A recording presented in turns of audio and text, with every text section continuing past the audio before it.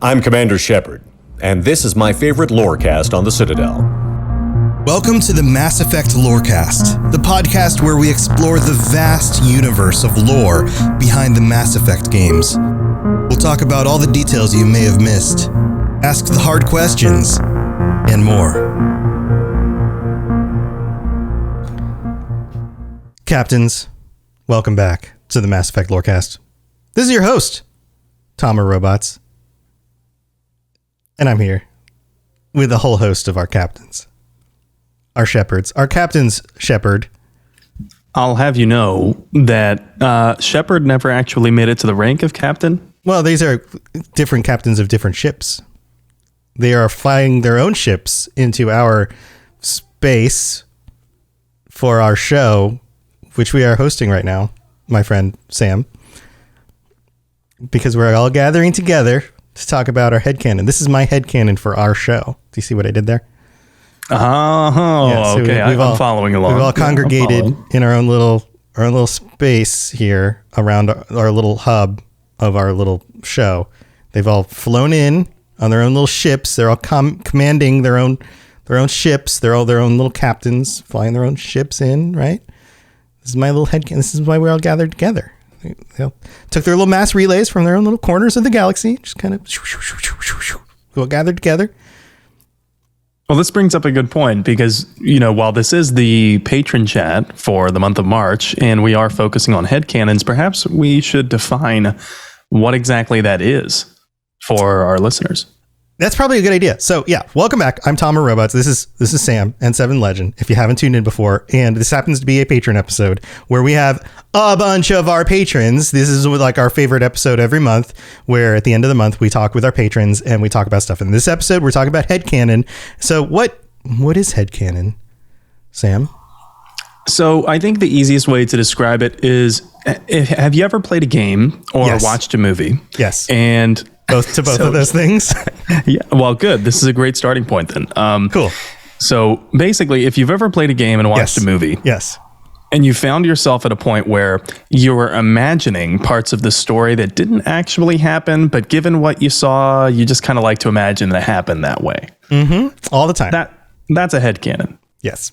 Cool. Okay. So you're telling me that these people with us right now all have imaginary versions of the Mass Effect games, like up in those noggins of theirs?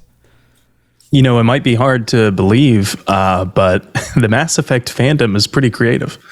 And we all have these different parts of the game that we view differently depending on our choices. So because of those permutations of choices, I think a lot of people's headcanons can vary to a very great degree. A very, very great degree, huh? Very great degree. Very, very much. Okay, so but here, why don't we go through and introduce everybody?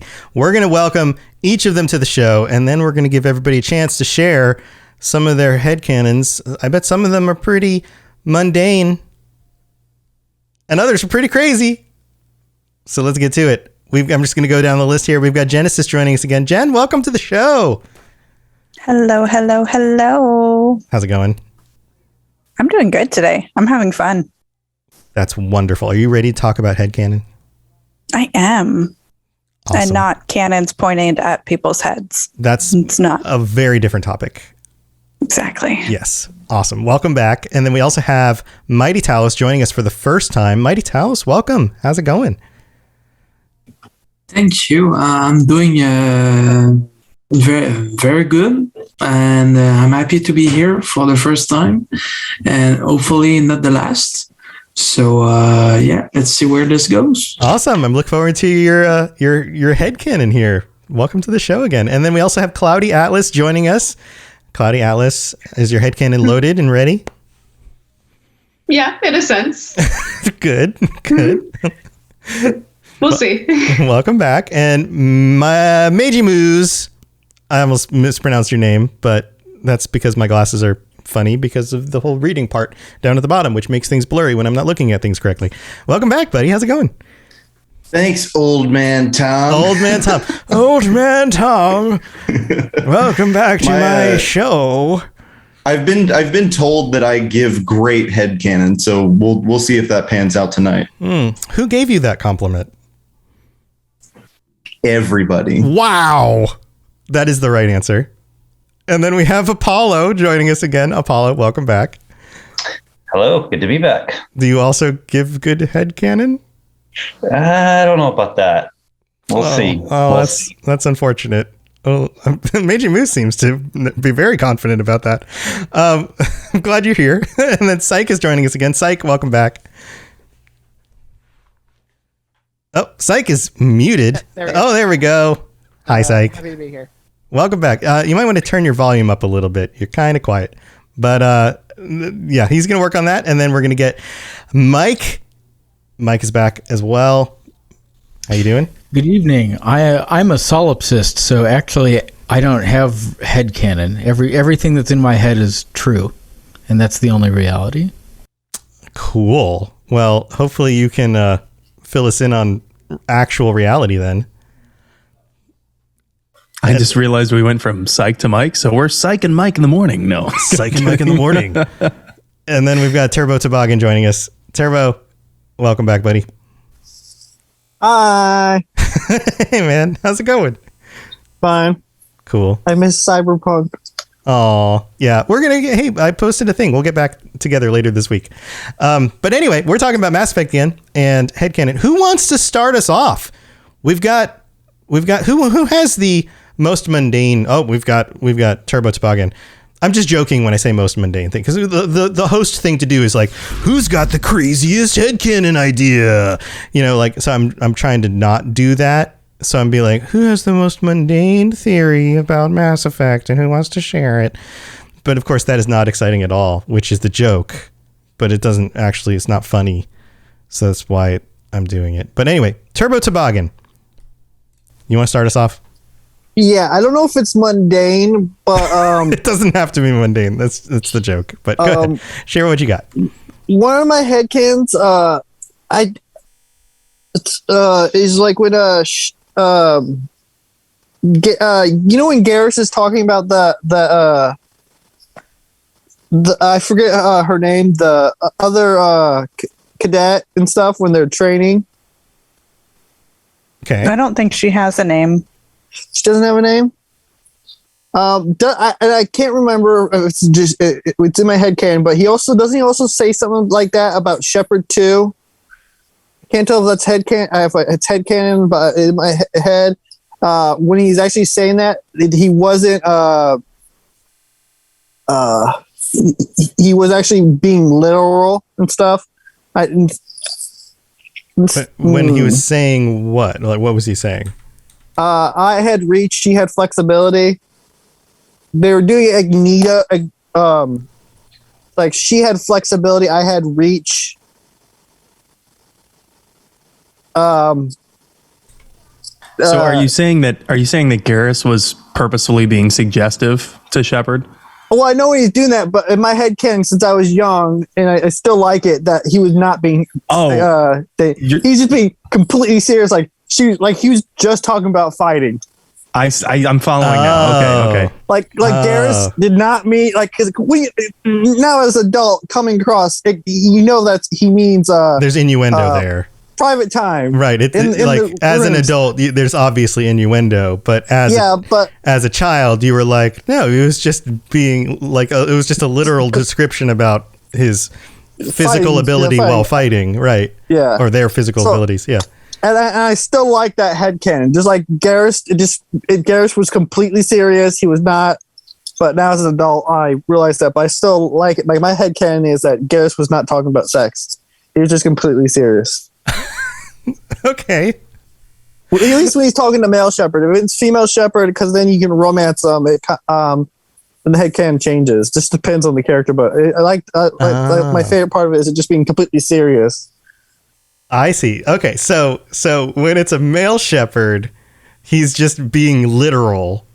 Yeah, literal. About fighting ability. Not realizing that what he's saying in human terms would mean right. And when it's a like that female shepherd, he's using innuendo in order to flirt. Yeah, because Garrus is suave like that. Because And I can see suave like I can that. see an added layer onto this that would make this more plausible because the Omni tool is what's responsible for translating everything between alien languages and humans. And so the Omni tool isn't always spot on. Sometimes it doesn't catch things, and that's canon. Sometimes it doesn't. So when you're talking about things that could be innuendo, I could very well see that the Omni tool translates something that to a human might sound pretty suggestive, but to a Turian, from their rigid and very stratified culture, was meant literally. Yeah. So that like that's where it came from, and as I came in, when it, like, cause I started this as a kid, but now as an adult, I'm realized, oh. So that was my headcanon for a long time and stuff. I gotcha. Did anyone else, when they heard that, did it not click as innuendo? Did you just take it literally? Or did everybody just go, yeah, that's clearly innuendo? I mean, I was in my 30s when I first heard the line, so no, I fully heard it as innuendo. You totally, well, you do. The other show you do is about this kind of thing, so yes, I would imagine that. But was anyone else just like, yeah, she's just talking fighting styles? You know, I was how old was I? I think I was 16, so definitely not. so I was 16. My mind was preoccupied with one thing for a lot of the time. My hormone levels were off the scale at the time, so yes.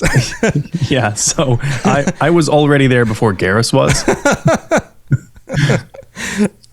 Okay. Yeah, that's kind of cute. The whole, like, depending on how old you were at the time when you heard the line, your perception of it was completely different. That's funny. That's really funny. But I also like the nuance of, like, well, if you're talking to a male shepherd or you're talking to a female shepherd, depending on Garrus's perspective of, like, if there's a romanceable option there or not for him. That's funny. Well, cool one. Yeah, that's cool. Because the reason I was thinking that is because sometimes I say that, like, I'll say something to, like, my dude friends and not even be thinking about it. Oh, yeah. It depends, because it kind of go not. I don't know if this. I don't want this to come across sexist, but depending on where you come across when you're groups in, some of the stuff you say, you don't mean it as. Oh, totally. Because intent is 100% behind the words, right? Like, the same words have different meaning depending on the intent of the way you're saying it and who you're saying it to. So if you are attracted, even if it's not guy-girl issues, if you're attracted to somebody and you're trying to say something in a certain way, then the intent is going to have a lot to do with it. And if you're not, and you're not trying to put something in there, somebody else could completely interpret it the wrong way simply because those words were included, right? But you may not have meant it at all, but somebody else might misinterpret that. So yeah, absolutely. Right. It's the difference between, hey, Tom, you want to grab a beer later? And, hey, Tom, you want to grab a beer later? Right. But if I think that person is trying to hit on me, I could misinterpret that even without the nuance in your voice. Right? Like, if I'm afraid that you're hitting on me, I might go, oh, they asked me out for a beer. I think they might be into me. You know, like, there's so much nuance there that between all of those things. Yeah. That's really interesting if you think about all of that. Yeah. Okay, that's a good one. All right, who wants to go next? Well, I can follow that up because I too have a Garrus headcanon. Okay. Meiji, you raised your hand. Oh, okay, sorry. But so this one actually started with Ravada because her friend told it to her, and then I fully incorporated it into my brain. In part of Mass Effect 3, in the Citadel DLC, a romanced Garrus will take a female shepherd on a date to a dance club. So Shepard is notorious for not being able to dance. So while the scene could have been hilarious, Garrus is the perfect dance partner and shows her how to tango. But how did Garrus learn how to flawlessly execute a human dance? Well, his best bro on the Normandy taught him. That's how. There are several reasons that I believe James Vega and Garrus are best buds. So I canonize that in the shuttle bay, Vega teaches Garrus how to tango. He's light on his feet, proven in the boxing scene. He knows how to woo the ladies, proven in a few different conversations. And I could actually see the Latin, not actually a lover, know how to tango. So now I want you to picture how that would look. Garrus dipping Vega and Vega doing the leg curls while trying not to get clipped on the Turian leg spikes. It's adorable. Okay, it's funny. I'm sorry. Go on. I've got so many thoughts about this. Do you have more? Oh yeah, it's adorable. It's funny. It fits both their personality types, and that's why Vega is at the bar. He's watching to make sure that G-Man remembers the removes and is waiting to see if the plan works and if Garrus gets his girl. Yes. Okay. So I've mentioned this before. I personally have a background in doing the Lindy Hop and other vintage styles of dancing, like partner dancing. This is something I've done for like 20 years now. It's something I teach on occasion. I've competed in it. I've DJ'd. Like, this is something that I'm fairly proficient in. It's how I met my wife. It's something that I've done for a while. Okay. When you teach dance, especially partner dances, especially things like tango. Tango is actually a complex dance. There are more simplified dances, and then there are what I would consider second or third tier level dances. Something like tango is like a second or third level tier dance. It's something that uses a lot of counter body balance and movement, where there's a very strong lead follow dynamic. So that like when the person doing the lead movement, which is usually the male, moves, they move their body in a way that also moves the follow's body, and the follow has to respond and move and counterbalance to that. So there's a lot of this movement, counter movement, balance, counterbalance happening, which means that these two would have spent for Garrus to get good enough as a lead to lead Shepard in this dance when Shepard wasn't good at dancing, to move Shepard in a way where Shepard could actually dance this without a lot of instruction, to actually place Shepard's weight on the right foot and to actually move Shepard around without having a lot of instruction, would mean that Vega and Garrus must have spent hours practicing this together. Where Vega must have been a hell of an instructor. 2, a damn good follow and a good lead. And 3, they must have spent hundreds of hours practicing, which is hilarious to think about. The 2 of them. Maybe Cortez helped out too, because he hangs out in the same area. So now it's the 3 of them working together to make this work. Like, look, and tango is a very sensual dance. Like, these vintage dances, like vintage jazz dances, tend to be kind of silly and fun. Tango is like sensual. So I'm getting these very like sensual looks between Garrus and Vega. He's like, and then he's like where they're like promenading each other and then like turning, like, and this just becomes an amazing image in my head of doing this like every day for hours and hours and hours in their spare time. This is an amazing theory. I love this. It's literally all their time that they're not on the missions with Shepard. Yes. The amount of time that this actually takes. And this is one of those things that people don't realize when they like, when someone goes to like, I want to learn how to partner dance for my wedding. And they're like, can I just go take a lesson? And it's like, oh my God, just shoot me right now. Like, no, this is something you practice for years. Like, this is like, can I just go take a lesson in ballet? Well, yeah. Okay, sure. Can I take a lesson in tennis? Yeah, great. Yeah, a lesson in tennis, right? No, this takes hours and hours. I love this. This is an amazing theory. I know that took a while to explain, but that's just how amazing this theory is. I don't know. Anybody else have any thoughts on this? I can provide some context also, because I was taking lessons with my girlfriend because she said, I want to learn how to tango. And I was like, oh boy. here we go. It's quite the undertaking. So we went to a local dance studio and we took like months of lessons. And several $100s later. And how far did you get in months of lessons? I don't know how to tango. It's hard. It takes a lot of work. There are a lot of building blocks that you need to learn to set up to even get to learn how to tango.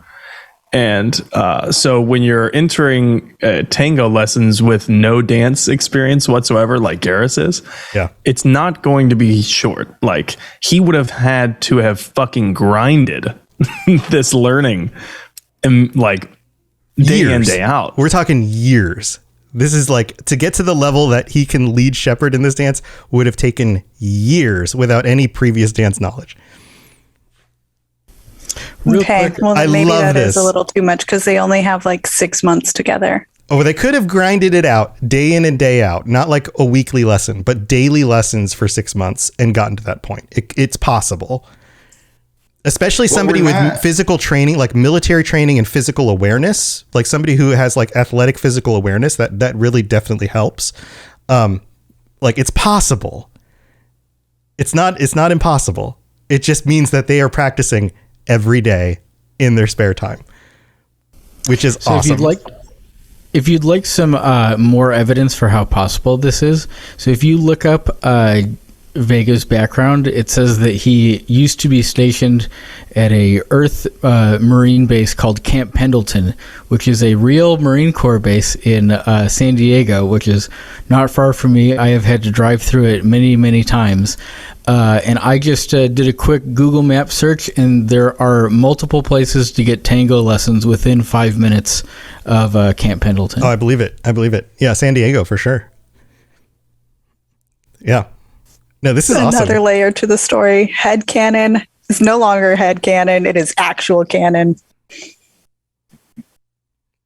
Has anyone seen the musical Rent? I'm just imagining the Tango Maureen, but it's Vega and Garrus. Mm-hmm. Oh. That's a reference for about 5% of the audience. That's amazing. Somebody needs to like make a like machinima of this and take their character models and like place it over top of like the bodies of like the characters from the Rent movie and like have machinima. them like, there's a word I haven't heard in a long time. Yeah, that would be amazing. It's possible you could do it if somebody had the right like movie, 3D effects stuff. But this is great. This is a really cool idea, Jen. I really like this. Anyone else want to chime in before we move on? I must not be very cultured because the only thing that pops into my head with the guy teaching a guy dancing is from American Wedding, where you have Stifler teaching Jim how to dance in a gym. Yeah, think more like two men like pretending to romantically hold each other close. Sure, pretending. Yeah.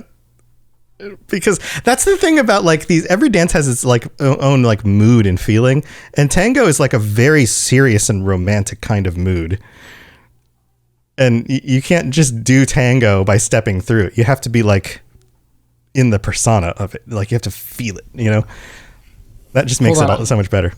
I do have something to say because Genesis, I'm so sorry, but I just realized an enormous flaw with this headcanon.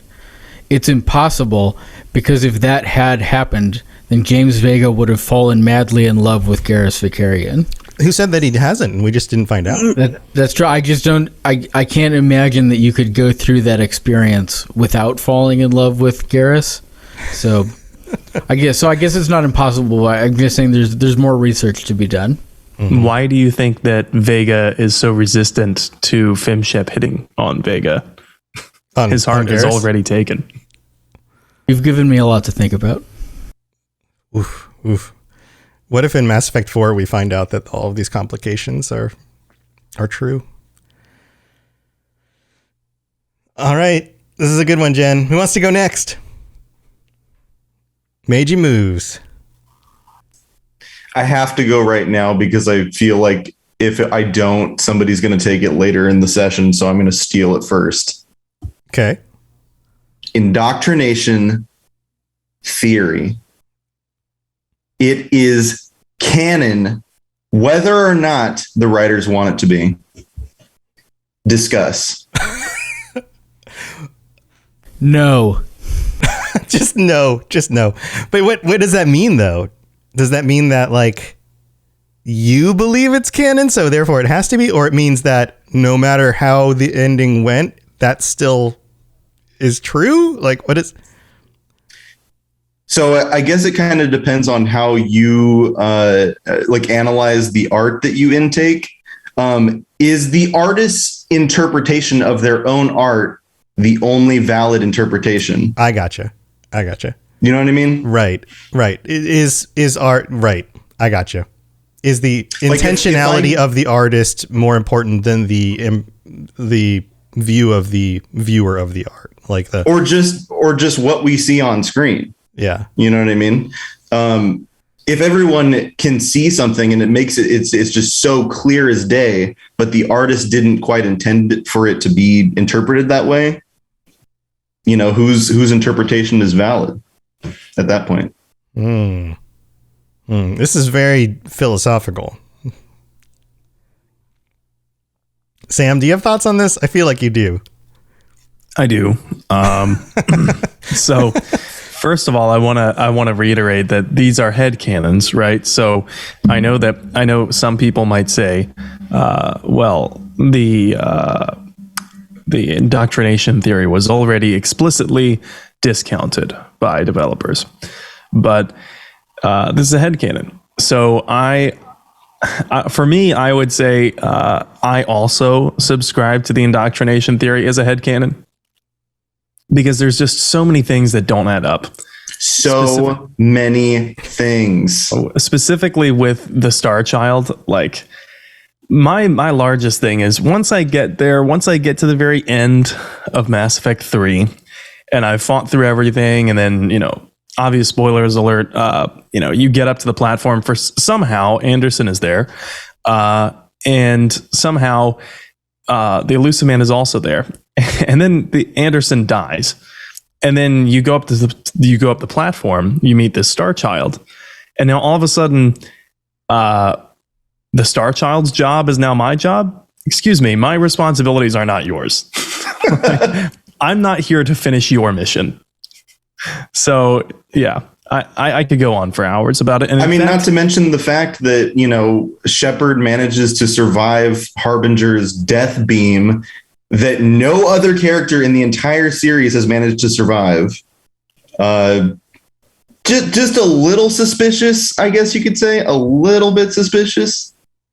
Yeah, definitely. And the fact that the child takes on the visage of the face of guilt that Shepard feels for not being able to save them all. You know what I mean? I think that's the whole point of the recurring theme with this child in Mass Effect 3, is that this child just represents the guilt and the burden that Shepard is feeling throughout this war. So when you get to the end, of course, the intelligence is going to try to guilt trip Shepard and hit him where it hurts, or hit her where it hurts in the emotional centers of the brain, because clearly the intelligence would not want Shepard to be thinking rationally. So it's all a fever dream. I don't think it's all a fever dream, but I don't know what Meiji thinks, but for me, I think that the moment where Shepard gets hit with the beam, from then on, everything else is. Yeah, I completely concur, Dr. N7. I know that Mass Effect fans in general are flipping sick of hearing about indoctrination theory. But to me, it'll always be canon. Any other thoughts? I'm really torn between how cool I think the indoctrination theory is with how vehemently opposed I am to the whole the author is dead thing. I guess I have a lot of soul searching to do. That's all I'm saying. I don't really have anything. I don't have anything to add. Yeah, this could very, very quickly turn into an entire debate about that. we could just go on about that topic the whole rest of the show if we wanted to. All right. Well, I'm sure you've given a lot of people things to think about here. And we'll be getting a lot of letters about this, I'm sure. A lot of comments on the Discord and messages on Twitter. So, thanks. Thanks, Meiji Moose. Thumbs up. All right. Who wants to go next? Mighty Talos. Yeah, so my theory, not a theory, my headcanon is probably one that is pretty popular too, is that the Citadel DLC actually take place at the end of Mass Effect 3 once you decide to take the destroy ending, where everybody is alive and everybody just party, and yeah, it's just a nice heartwarming headcanon, I think. And yeah, that's my headcanon. That's what I think when I play this DLC in Mass Effect 3. Okay. That's it. Okay. So the Citadel DLC is after that, is what you're saying? Yeah, after Mass Effect 3. Mm-hmm. Yeah. Jen? I love that. Yeah. Jen likes that idea? Mm-hmm. There's a way that you can play out the missions, so that way the mission happens during the main part, then you go to the ending, and then you have a reunion party with all of your friends at the end, and it just makes it feel a lot better. Mm-hmm. Yeah, it's like the, yay, we did it. What do the rest of you guys think? Meiji? So correct me if I'm wrong. Isn't there a way that I guess spoiler alert for this whole episode? Pretty much. It's a Lorecast. I mean, there's going to be spoilers all over the place. Yeah. Exactly, Genesis. So correct me if I'm wrong. I'm pretty sure there's a way that your actual squad mates that you can take with you on the mission can die if you didn't get enough war assets. Am I correct in thinking that? Yeah. So I guess in that world, it would kind of make it hard for the Citadel DLC that contains like all the squad mates that are alive up until that point. Considering that some of them can actually die in the final mission. You know what I mean? Yeah, I mean that would break the continuity of it, sure. But assuming that they all survive, I guess those are my thoughts. Then it could match up. Yeah, I mean, in my headcanon, pretty much all my playthrough, I keep everyone alive always. I just think it's the right thing to do. So it match up in my headcanon that the Citadel DLC take place at the end of Mass Effect 3. Yeah, and I also play that way. So pretty much every playthrough that I do, I keep the Citadel party for the very end. And then I will, and of course, everyone knows my preferred ending is the destroy ending. But no matter what ending I'm going to choose, I'm going to keep that party for the very end and then be like, I'm just going to try to willfully forget about a lot of the details because I'd rather have a happy ending where we all, can come together, have a loud party, and then take a wonderful photo of us and the crew. And then, that's it. Everyone lived happily ever after. Well, that's just so nice. That's just such a nice way to end this series, It's just so nice. Wait, I just remembered something. And Mighty Talos, I do not mean to destroy your headcanon at all right now because this is lovely stuff. But at the end of the Citadel DLC, there's a scene where you're going back to the Normandy and your love interest basically is like, hey, I know we just had a lot of fun and whatnot, but we still got some Reapers to kill, like basically is the gist of the conversation, which seems to suggest that the next thing would be... Ignore one line, Meiji. Let the happy people be happy. Ignore the tiny one little line. Maybe it's just an inside joke between your love interests. Every time they go back to the Normandy, they say, we have Reapers to kill. Yeah. And then we have some Reapers still to kill. That's a good joke. No, I mean that's fine. That's I usually dismiss it. Whatever my love interest is, I usually just dismiss it and just keep playing the game. But yeah, it does, take away the live happily after thing. Maybe like Turbo's comment, it's innuendo between you and your love interest.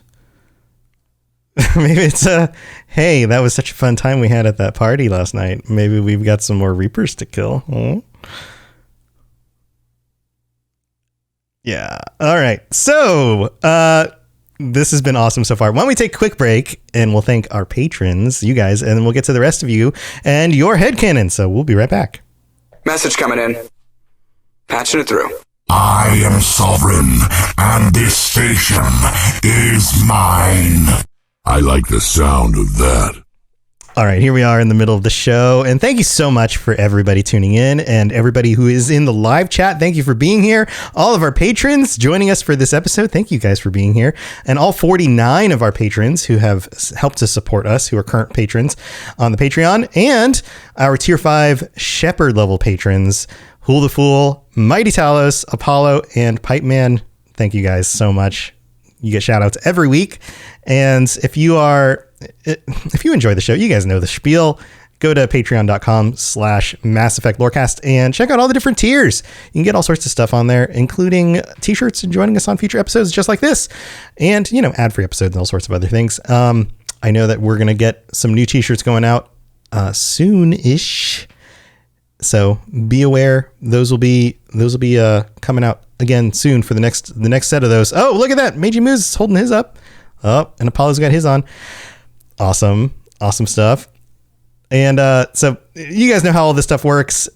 We really do appreciate your support. It really does help me and Sam out with making this a big priority every week. And also, we don't have any new reviews or new things to read. But if you'd like to help us out on Apple Podcasts, if you leave us a 5-star rating and review, we'll read it out on a future episode of the show. And you can also leave us a 5-star rating on Spotify. So those are ways you can help us out, or just tell your friends about the show. That's also really helpful. We appreciate all the help that you guys give us, because shows like this live or die based on their fan base. It genuinely is true.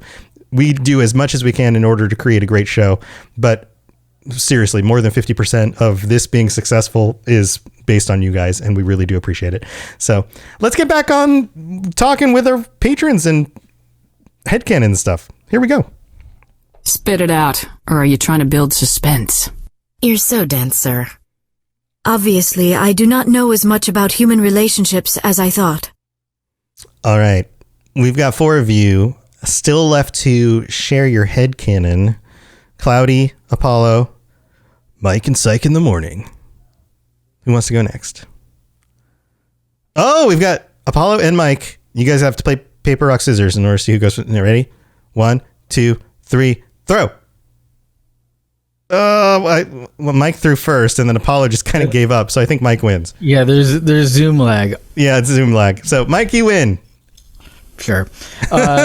Okay, so as long as we're talking about endings, I have a weird kind of Schrodinger's cat headcanon about the ending, where I think the state of the universe kind of depends on whichever ending you choose. So I personally believe synthesis is the only real ending, because I think that the Reapers were a test. So like a lot of I think issues people have with the game, and I know that I've talked about this a little bit before, are about how like the ending doesn't make sense. Why are the Reapers trying to, like, them saying that they're going to preserve life by destroying it doesn't make sense, blah, blah, blah.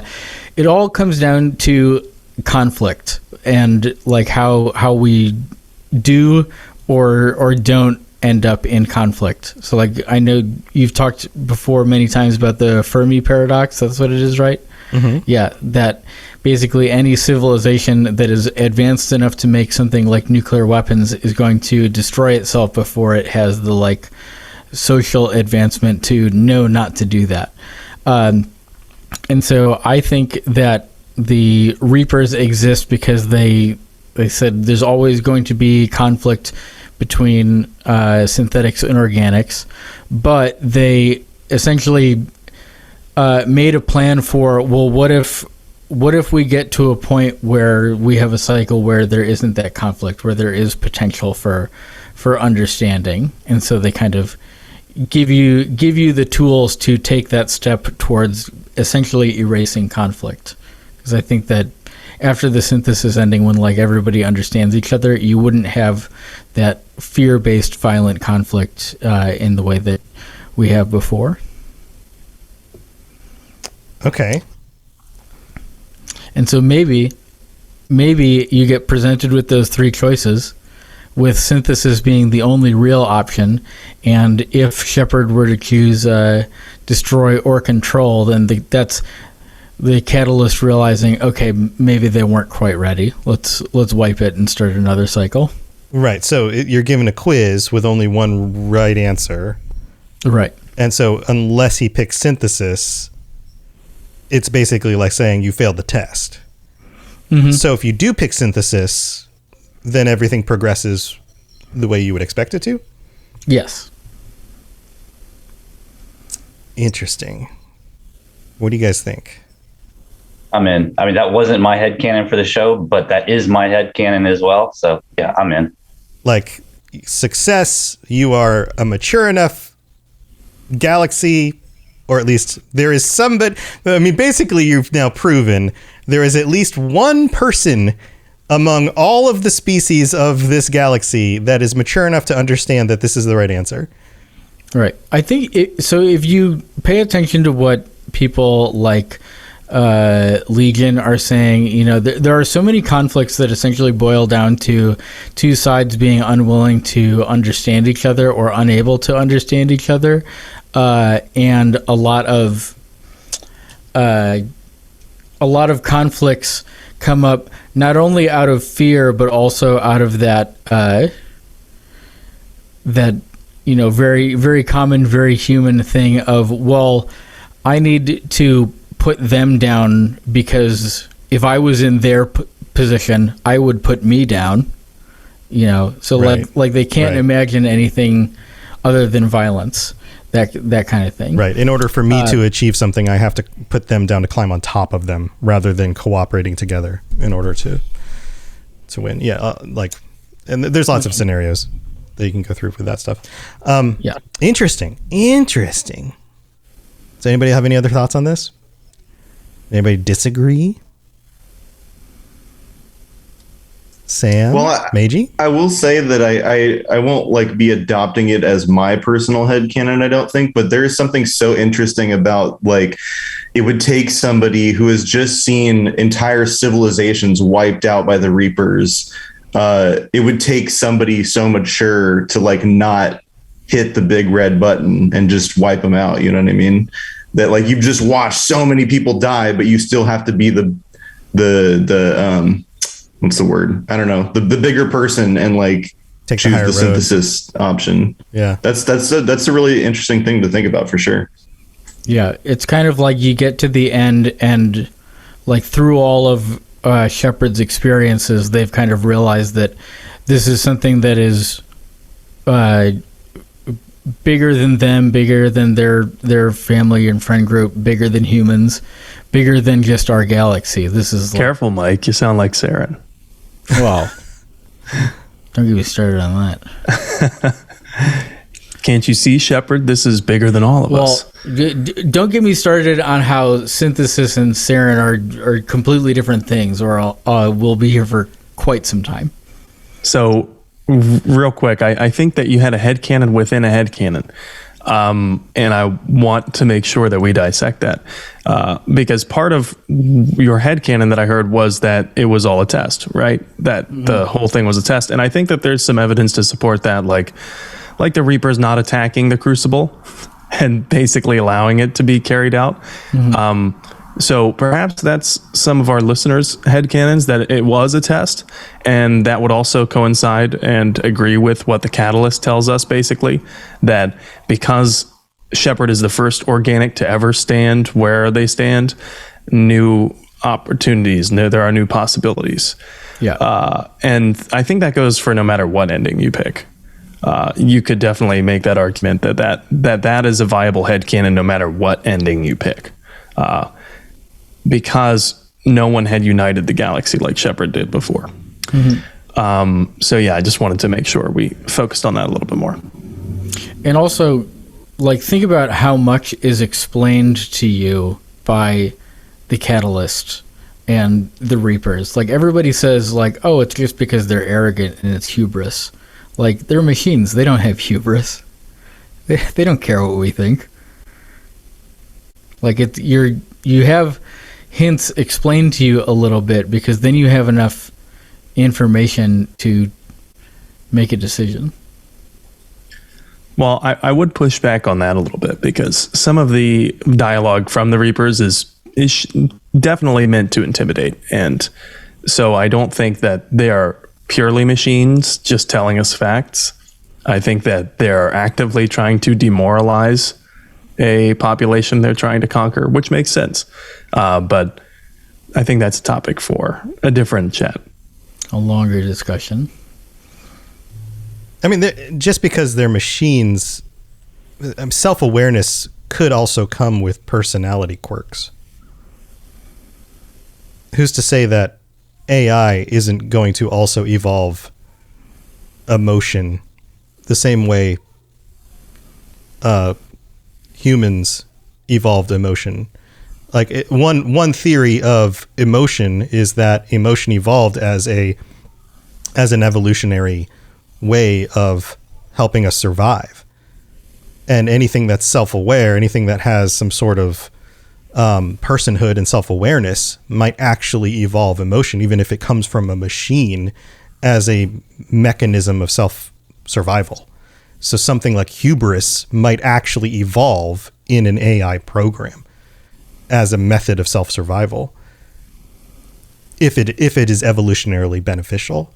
I'm not saying it is here, but you can't just say it's a machine, so therefore it wouldn't necessarily have some sort of emotional component. It may actually develop that, theoretically. I'm going to push up my glasses now and look like a nerd. But who knows? Like, I don't know. I mean, that's a whole nother discussion for another time. But maybe not. I don't know. But man, deep stuff. All of these things could be like their own episodes. We could just have an entire episode where we just like dig into this one concept and then go through all the different, potential reasons why it could work or not work in the stories and in the dialogue options and whatever. Cool stuff. Anybody else want to chime in, or did you want to say something else? I was going to say real quick before I forget, I had one other very quick 1 or 2 sentence headcanon, which is even more important than that, which is I think that when Anderson punched Udina, it was totally unplanned. In my headcanon, Anderson was just like, well, if he's there, I'm going to have to think of something. And then he made his plan and didn't even consider that Udina might still be in his office. So he just opened the door, saw Udina, and went, bam, and punched him. And like wasn't thinking at all. Just was like, and just reacted. In light of the whole Will Smith thing from yesterday, that scene is completely different now. Keep my ship out your fucking docking bay. Oh my God. Wow. Okay. This could rabbit trail very dangerously. Interesting point. Who wants to go next? Apollo. Okay, so my headcanon might not be as deep thought interesting as these, but it's more of what I imagine to be a super, super secret post-game cutscene that you could only get if you romance one certain character, and maybe you had to do everything in the whole game in a certain order just to get this. Udina? That would be, yes, absolutely. Oh my God. An Udina sex scene. Oh my God. No, Oof. Absolutely not. So my headcanon takes place on Rannoch. It takes place on that little cliff where Tali and Shepard sit and talk after they've killed the Reaper there, and Tali talks about claiming this land and how she imagines her house being here and all this and all that. So my headcanon is a super secret cutscene that takes place like 3 or 4 years after Mass Effect 3. So you see Tali walking with a little kid, going inside her house, and we go into the house, of course, and it's my headcanon. So we find out that she has a little baby shepherd that she has, of course, named Shep. Well, she can name him Shepherd. And wait. Does she take Shepard's last name? Because then his name would be Shepherd. Nah. Because that would be really funny. Shepherd. She called him Shepherd. Okay. So she goes. She puts little Shepherd to bed, and then she goes in her room. She sits in the bed, and you look at her nightstand, and we see that picture that Tali gives Shepherd in Mass Effect 3. And then you go to Tali, and you just hear her, like, sweetly say, like, Shepherd, I miss you. God, I miss you so much, Shepherd. I wish you were still here. And then it pans back to the little picture, and then it lights up a little bit more, and you see it's a picture of her and Shepherd. And that's where my cutscene ends. Oh, Turbo. You gotta make me cry, Apollo. That's not cool. Would it technically be fine to name this kid Shepherd? Because it wouldn't be Shepherd Voss, whatever ship they lived on. Because don't they go by she's Tali Voss Normandy, so wouldn't they be like Shepherd Voss Normandy? The kid wouldn't be fine then, because I don't think, do they take the names of their spouses? I don't know about marriage for Quarians. I don't remember them ever saying anything about it. But don't they just take the name of the ship? I believe Quarians have multiple names, and just the ending is referencing where they're from. So I think in Apollo's headcanon, then the Quarian Shepherd name would be Shepherd Voss Raunach, right? I would, but no, I'm 100% backing him. I'll give it 11 out of 10. I will gladly back his headcanon. Oh, I just thought Shepherd was funny. But Dath in chat says his first name is Commander. Question for Apollo: if in your headcanon, with the Quarians being able to live on Rannoch again, do they still partake in pilgrimages?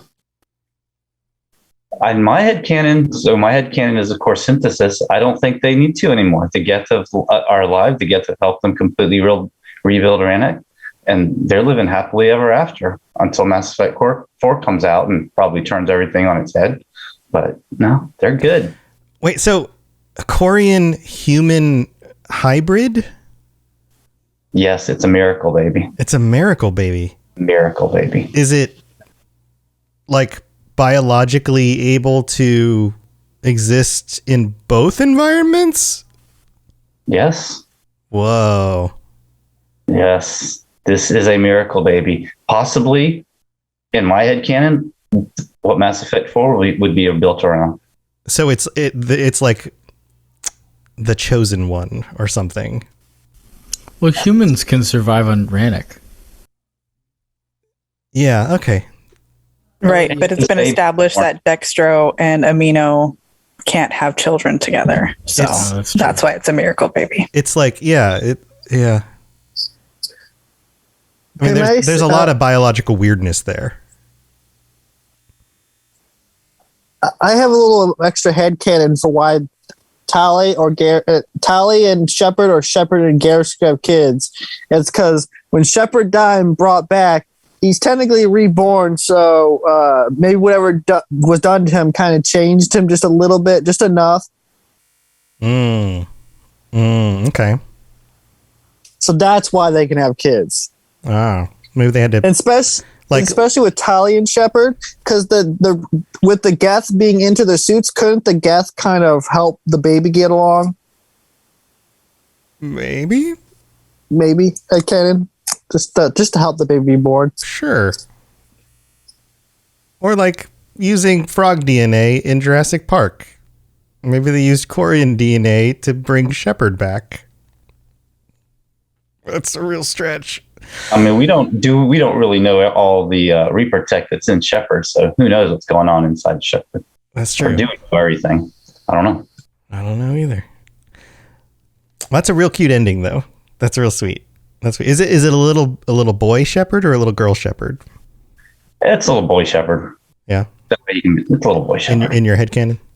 Yeah. Oh, it's very cute. How old is he? Like 4? Yeah, we'll go 3 or 4. 3 or 4. Yeah. Old enough to walk with Tali back into the house, but not old enough to like go do things on their own. Cute on his voice. Own. Yeah. Yeah. Oh, cute. Da, na, na, na, na, na, na. Yeah, I got it. Cool, man. I like it. All right. Who wants to go next? We got 2 left, Cloudy and Psych. You want to paper, rock, scissors it? No? I could just go. Just go for it. Are we going to gloss over the fact that Tom keeps saying paper, rock, scissors? Yeah, I wondered. Are we all just going to gloss rock, paper, scissors? That? It's rock, paper, scissors. Paper, well, scissors. it's the same thing. No. Paper, Wait, rock, are you being scissors. Facetious, Tom? Rock, paper, scissors. Paper, rock, scissors. I don't know. You're alphabetizing them, though. Why? Paper, rock, I don't know why I say it that way. This is really weird. Why am I weird? Am I broken? Paper, rock, scissors. Rock, paper, scissors. Paper, rocks. It flows better. Rock, paper, scissors is harder to say than paper, rock, scissors because the paper and rock flow right together. I've made it more efficient. I've improved the word order. According to Tom. Paper, rock, scissors. Rock, paper, scissors. Rock, paper, scissors is harder to say. You go, but then your hand movements are not as easy. That's why it's rock, paper, scissors. Rock, paper, scissors. You don't have to go. You just do, and then you. No. Yeah, you don't actually go through the motions. What planet are you guys from? What's your head canon? We live in Mass Effect universe. Where do you? You don't go through. I think we really need to get to the bottom and of what is exactly the right way to do one of the most famously regional games in human history. Okay, so Rochambeau is another name for it, right? What's the bow? I'm so glad I brought this up. All right, we'll talk about this later. Cloudy, why don't you go ahead? We'll debate this on the Discord. We'll rock, paper, scissors it later, guys. Paper, rock, scissors. Go ahead. No. Okay, so my headcanon's like pretty short. There's one point where Joker's flying the ship in. I can't remember precisely when it is, but he says the only way they'll detect us is if we start singing the Russian national anthem. And I had no idea what he was talking about. I was like, I didn't get the joke. Apparently it's from a movie called The Hunt for Red October, which I have not seen. Submarines, which is an old movie. Even I haven't seen it. And like it's 2022. So I was like, why is Joker watching really, really old movies? So my headcanon was that because of his, I forget the technical term, Raynaud's? No, brittle bone disease. I forget what it is. I forget the name of the disease. Either way, from all of his injuries from like childhood, he just spent a lot of time like bedridden just watching old movies, which is how he's able to make these like very silly references. Because I think he makes an Alien reference at one point even. So he makes like a lot of old references. So my headcanon is just like he mostly sat at home watching like ye old or modern Netflix, I guess. Okay. Yeah. That's interesting. Okay, so like he's a movie buff because that's just what he does. Is so Shane in chat says Vrolik syndrome, is that it? Or Boren syndrome? Vrolik syndrome, that's it. Jared says Boren syndrome. Vrolik? Brittlebone? Vrolik. I think it's Vrolik. Vrolik. This might be why he looks exactly like the guy from Austin Powers. He wanted to look exactly like him. Yeah, he loves those movies so much. They gross over $1 billion. Joker does have the personality where he would absolutely be like college sophomore movie guy whose dorm room is just covered in like Fight Club posters and things like that.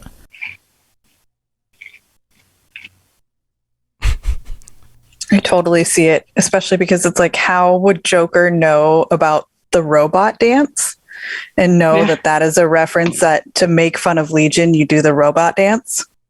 Like that dance hasn't been big since like the 80s, the 1980s. So like that'd be a long time later for him. He watched The Breakfast Club. That's the explanation. That's the headcanon. Okay, but do you think that Joker's a big fan of Fleet and Flotilla? Yes. Probably. Star-crossed lovers, why not? Has everybody seen the Fleet and Flotilla trailer? that somebody made? Is it in the game? This is the first I've heard about that, so I have not. It's one of Googling it. Just go to YouTube and look up Fleet and Flotilla trailer. It's one of the most incredible pieces of fan art I've ever seen in my life. So there's a lot of debate on the internet about the order of paper, rock, scissors. I just Googled it. It seems that a lot of people debate it. And some people, okay, this is really weird. Get this. Some people say, where's the other one? Scissors, paper, rock, which is just totally wrong. That is totally wrong. I will interject with one more thing and then I'm going to drop it. It is actually a tactical experience that if you in your region you've always grown up with it being rock paper scissors, then if you know that that's what your friend's going to say, if you switch it up, whatever you switch it up to, that's the symbol that they're going to pick because it was out of order for them in your brain. If you're used to rock paper scissors and then I start with scissors, they're going to pick scissors because they're like, that was out of order, so I know to go rock every time. Genesis is the type of person to go count the cards at a blackjack table. Yeah. I have never done illegal activities in Vegas. I did not count those cards. Jen cheats at Quasar. New headcanon. She's cheating at Quasar. All right. Anybody else want to chime in about Cloudy Atlases? Any other thoughts on this one? All right. Thanks, Cloudy. Last one up. Psych. All right. How do I sound? You sound good. Yeah. Cool. All right. So this one's going to be kind of a hot take, I'm sure. But my headcanon is that the Reapers are not a true AI. That they are at best a highly sophisticated virtual intelligence that is running a program over and over and over. And I back this up with that the Geth, who are also an AI, or who are an AI, they split. They have a decision and they fracture. We do not have that with the Reapers. There's too much cohesion between all of them, and anything that is a genuine intelligence will have natural division, will not be as united. That's interesting. I'd like to play devil's advocate. Absolutely. So, as we know, there are Reaper corpses around the galaxy that are not even from the cycle, that were, killed before the cycle. Of course, I think it's easy for us to be led to believe that whatever alien species was in the previous cycle was successful in bringing down one. But what if there were fractures within the Reapers? And what if one of the Reapers or several of the Reapers had said, "No, I don't think that we should harvest this race, or we should not carry through with this anymore. This cycle has proven that our conclusion is flawed." Or we're like rampant shoplifters, and the penalty was death. Right, and what if the Reapers killed the other Reaper then? What if it was a minority group and they responded by saying, "Well, you're threatening the protocol." Right, get out of my grocery store. Stop shoplifting grapes. No, that is a great counterpoint, because the only corpses we get are we know what killed them. The one that the Batarians get, that was killed by the Leviathans. The one that Shepard goes to in 2, that was hit by a mass accelerator weapon. I feel like there's a third somewhere, but I'm forgetting it. But anyway, so it is entirely possible that there actually are fractures, and then those minorities get obliterated, and then everyone figures out that either we get on board and stay silent, or we die. So it's possible. So the Reapers are a fascist regime. I mean, yes. Okay. death to the other. That would, yeah. I'm gonna speak for the dumb listeners of the Mass Effect Lorecast. Explain to me again, Psych 88. You're saying that the Reapers are not a true AI because there are factions within. I'm because sorry, there's not factions within them. Because they are too united. That anytime you actually have real intelligence, they are going to splinter. Like humanity has real intelligence because we have a lot of diversity of thought. So debatable, but okay. Well, yeah. So you always have some people who side more one way or another on an issue. It's very hard to get all of humanity united behind one idea. It's very hard to get any group of people, regardless of the size and number of them, united behind one idea. We have diversity of thought, right? The Geth fracture is what he's saying. They don't even unite around one idea. They have diversity of thought. But the Reapers seem to unite around one idea and stay united for very long periods of time. If they were a true intelligence, self-aware, artificial intelligence, then there would be diversity of ideas. They wouldn't stay united over such long periods of time. But it seems like they do, is his theory. So therefore, they must be an artificial program. They must not truly be intelligent and self-aware the same way that, say, the Geth or biological intelligences are. But maybe I need to re-listen to the Reaper episode of the Lorecast, but do we know how many Reapers there are? Because if you have a small enough group of things, it's possible to get 100% consensus there. You know what I mean? But can you get that consensus for centuries? Like, how hard is it to get 5 people to agree to go to the same place for dinner? Mm-hmm. It takes a little while, makes sense. Right? How hard is it to get 24 people to agree to go to the same place for dinner? Right? And that's just choosing where to go for dinner. That's not choosing the fate of the universe. That's true. Like, it's an interesting idea. I think you got a cool idea here, Psych. Any other thoughts on this one? Yeah, some people say rock, paper, scissors, others don't. A fracture, Captain Lyle says in chat. Was that the last headcanon? Yeah, that's the last one. I actually, I have a few headcanons that I wanted to run through real quick, since we're at the end of the show, and I like to save mine for the end. But number one, I think Admiral Hackett is Shepard's dad. And I think the reason being is because even with with Spacer background, this is what I'm assuming since it's my headcanon. With Spacer background, we meet Shepard's mom, Hannah Shepard. We don't even hear anything about Shepard's dad. But it would make a lot of sense if a married admiral who had an affair with a junior officer and an illegitimate child had to pass off the child to someone else to raise.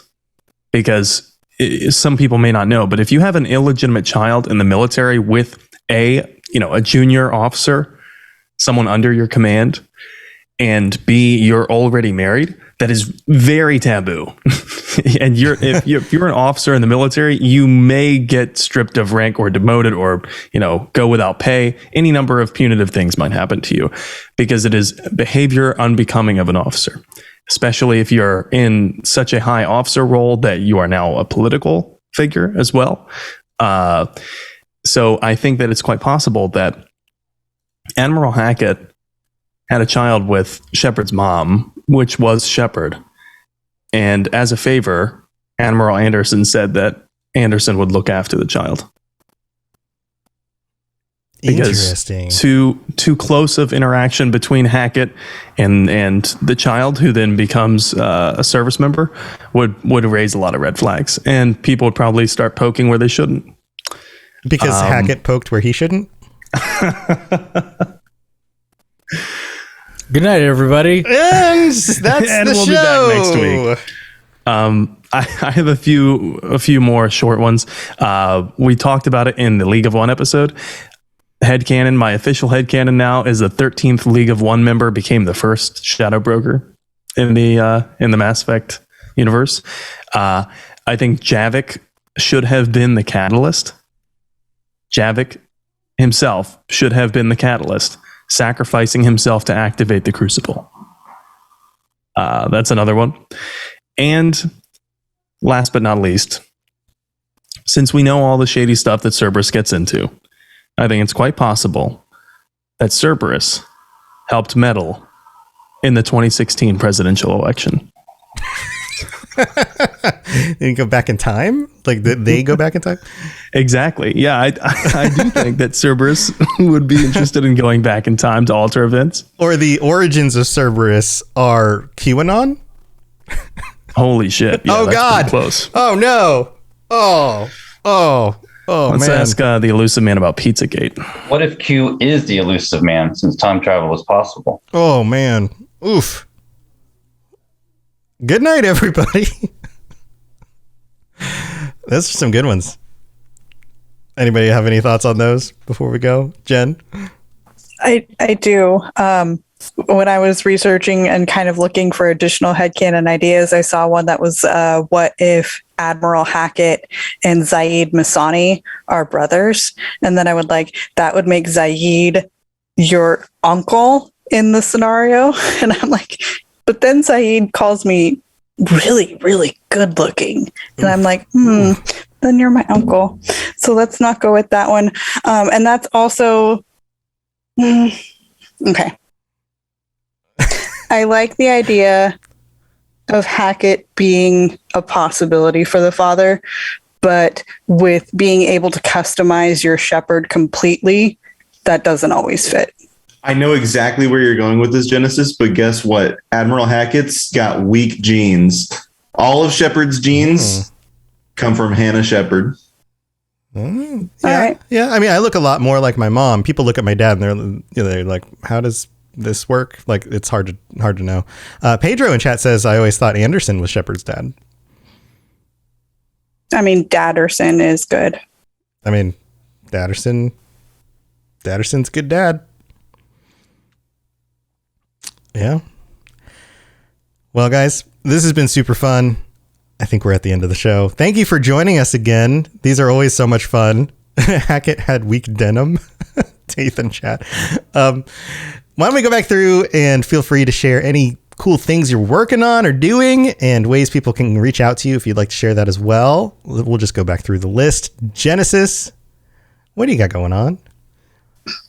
I am on the Robots Radio Discord as Genesis, and you can also find me as the co-host of the Two Girls, One Ship podcast, where we analyze, rate, and review all that the world of video game romances has to offer. We are currently covering Mass Effect 2 characters, so come join us. Awesome. Yeah, good listen. It's an awesome show. You guys should go check it out. And it's part of the Robots Radio Rocket Club. So awesome. Thanks for joining us again. And Mighty Talos, thanks for being here, buddy. You got anything you want to share? Yeah, I mean, it's not really related to the podcast, but I'm currently writing a book. And yeah, that's it. You can reach me on Discord if you want to talk about anything. And yeah, that's it. Cool. What's the book about? Can you give us any details? It's a long story. Okay.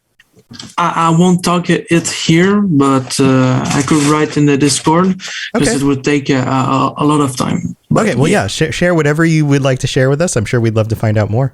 That's awesome. Yep. Very cool. Well, thanks for joining us. Cloudy Atlas? I sound so lazy in comparison to everybody. They're like, yeah, I have a podcast. And I'm like, well, I doodle. They're on Twitter at CloudyAtlas22. And if you like Mass Effect art, I post them there. No, that's great. That's great. I love people who do like visual art stuff because I can move things around in Photoshop. That's about the extent of my physical art ability. Because I love that. So that's awesome. So don't feel lazy. That's a very good skill. And thank you for joining us. Yep. All right, Meiji Moose.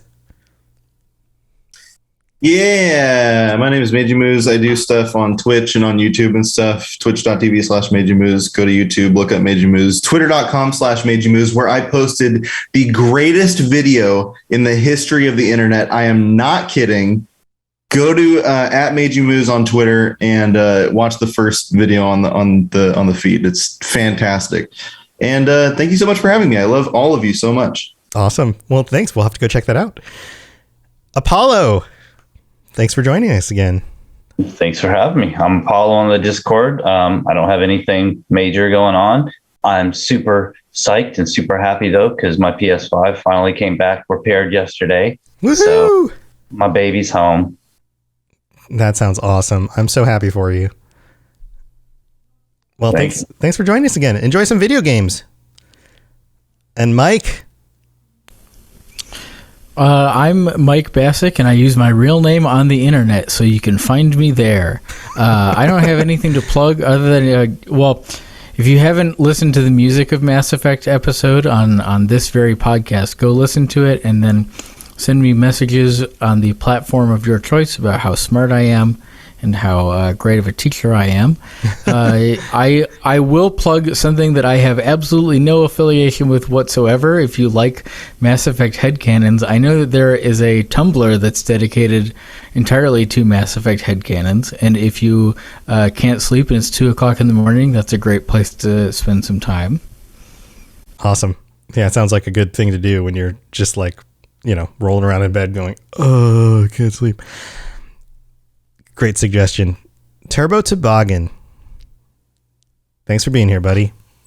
I don't really have anything anymore because at least until Cyberpunk comes back on and this. So I'm on the Discord sometimes. I'm on the Turbo Toboggan. So that's about it. All right. Well, thanks for joining us. And Psych. Yes, I've got the Mass Effect Blue Shift tabletop podcast. New episodes should be dropping soon. We're reworking some things. Cool. And you guys can find me on the Discord at Psych88. Awesome. Go check it out, everybody. Thanks for being here, Psych. Thank you. And Sam, you got anything else you want to share before we head out? Yeah. So I just streamed Mass Effect today. It was my second Mass Effect stream of the week. But I am streaming every Saturday, Monday, and Thursday on Twitch at In7 The Legend. I'm streaming Mass Effect as well as a few other games. So yeah, give me a follow there. We can hang out in those channels. And if you want to follow me on Twitch, I normally post or on Twitter, I normally post my Twitch notifications there as well when I'm going live. And that's the same handle at In7 The Legend. Awesome. Yeah, go check out his stuff. He's always got some fun streams. And I stream on Twitch and on YouTube and on Facebook under Robots Radio. You can also follow me on Twitter at Robots_radio. And that Robots Radio is also the channel where you can watch us live on Monday nights. So you can come join us for these podcasts and any of the other podcasts I do. All of my stuff is also on robotsradio.net, along with all of the shows on the network, including the Rocket Club shows, which have been mentioned also by some of our patrons and things. And I've also been streaming during the days sometimes. I've been playing Tiny Tina's Wonderlands, which is it's just a freaking treat. That game is so good. So many D&D jokes, and Tiny Tina is just hilarious. I don't know if you guys are into the Borderlands games, but man, she's hilarious. All these Borderlands jokes. Anyway, lots of fun stuff. Always fun things to check out. Lots of great shows. So come hang out with us on the Robots Radio Discord. Check out all the different shows. And we will be back next week, Monday night.